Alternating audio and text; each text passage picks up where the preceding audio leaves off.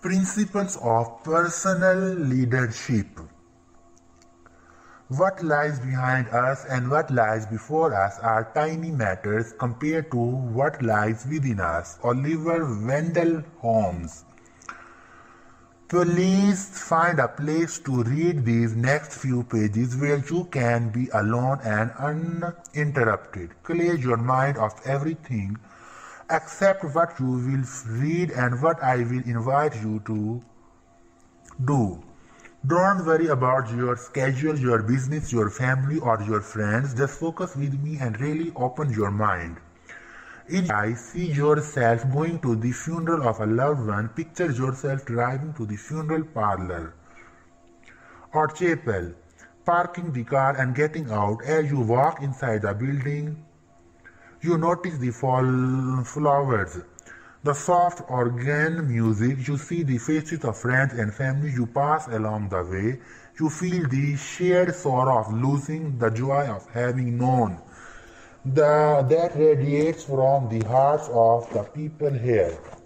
As you walk down to the front of the room and look inside the casket, you suddenly come face to face with yourself. This is your funeral, 3 years from today. All these people have come to honor you, to express feelings of love and appreciation for your life. As you take a seat and wait for the services to begin, you look at the program in your hand. There are to be 4 speakers. The first is from your family, immediate, and also extended children, brothers, sisters, nephews, nieces, aunts, uncles, cousins, and grandparents who have come from all over the country to attend.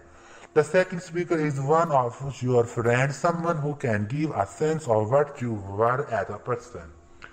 The third speaker is from your work or profession, and the fourth is from your church or some community organization where you have been involved in service.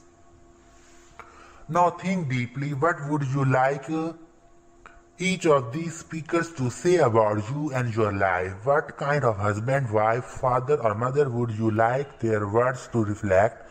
What kind of son or daughter or cousin? What kind of friend? What kind of working associate? What character would you like them to have seen in you? What contributions, what achievements would you want them to remember? Look carefully at the people around you. What difference would you like to have made in their lives? Before you read further, take a few minutes to jot down your impressions. It will greatly increase your personal understanding of habits. 2. What it means to begin with the end in mind. If you participated seriously in this visualization experience, you touched for a moment some of your deep fundamental values. You established brief contact with that inner guidance system at the heart of your circle of influence. Consider the words of Joseph Addison. When I look upon the tombs of the great, every emotion of envy dies in me. When I read the epitaphs of the beautiful, every inordinate desire goes out. When I meet with the grief of parents upon a tombstone, my heart melts with compassion. When I see the tomb of the parents themselves, I consider the vanity of grieving for those whom we must quickly follow. When I see kings laying by those who deposed them, when I consider rivals' wits placed side by side, or the holy men that divided the world with their contests and disputes, I reflect with sorrow and astonishment on the little competitions, factions, and debates of mankind. When I read the ceteral dates of the tombs of some that died yesterday and some 600 years ago, I consider that great day when we shall all of us be contemporaries and make our appearance together.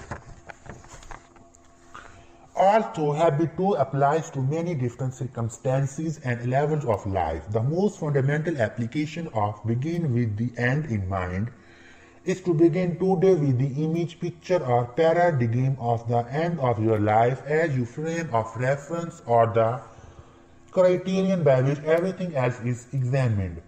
Each part of your life, today's behavior, tomorrow's behavior, next week's behavior, next month's behavior, can be examined in the context of the whole of what really matters most to you.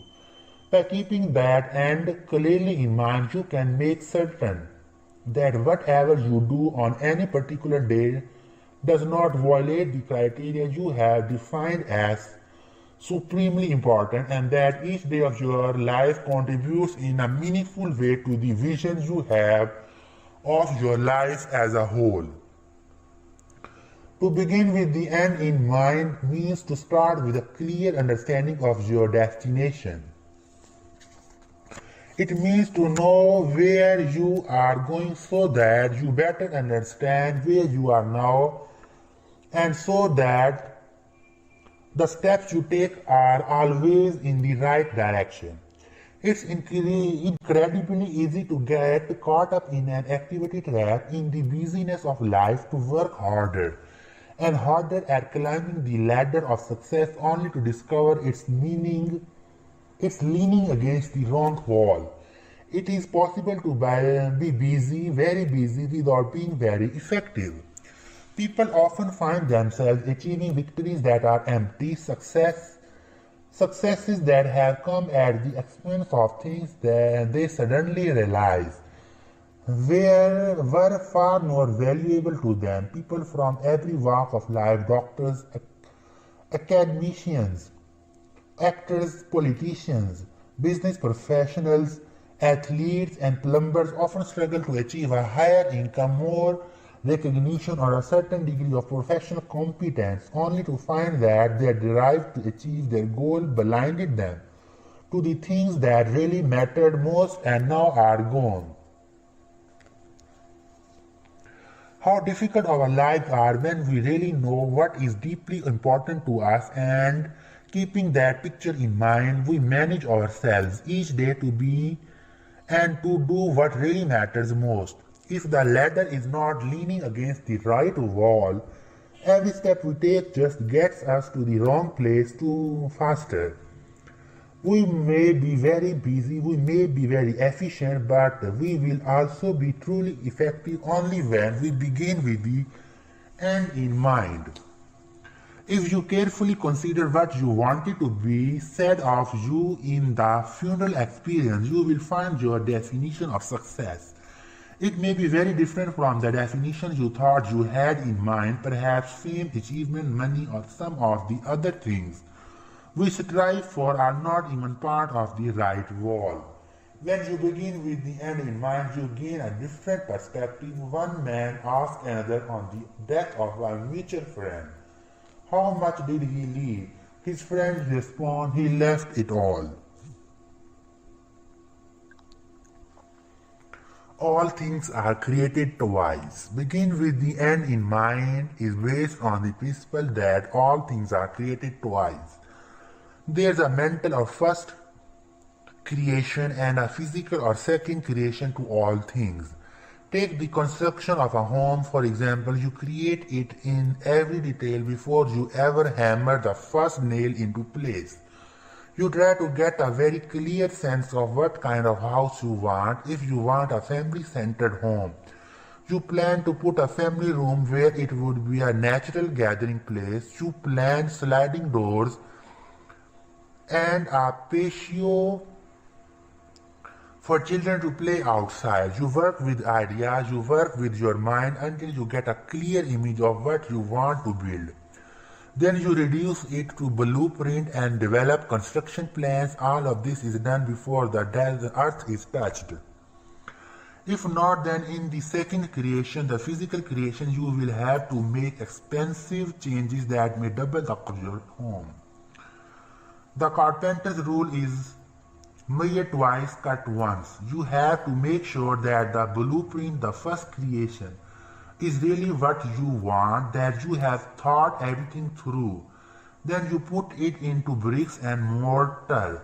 Each day you go to the construction shed and pull out the blueprint to get marching orders for the day. You begin with the end in mind. For another example, look at a business.